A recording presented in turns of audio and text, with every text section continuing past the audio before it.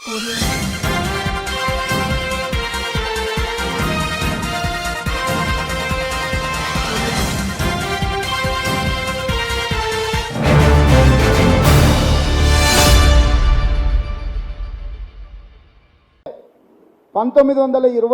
మొదలైన రాష్ట్రీయ స్వయం సేవక్ సంఘ్ 100 సంవత్సరాలలో వాళ్ళకు కొన్ని గోల్స్ పెట్టుకొని బయలుదేరారు. ఒకటి, దేశాన్ని హిందూ దేశంగా ప్రకటించాలని, 2 రిజర్వేషన్లను తొలగించాలని. ఇట్లాంటి చాలా ప్రాధాన్యతతో కూడుకున్న అంశాలు ఉన్నాయి. మిగతా 370 ఆర్టికల్ కానీ, ట్రిపుల్ తలాక్ కానీ, సిటిజన్ అమెండ్మెంట్ యాక్ట్ కానీ, యూనిఫామ్ సివిల్ కోడ్ కానీ, ఇవన్నీ ఆర్ఎస్ఎస్ యొక్క విధానాలు.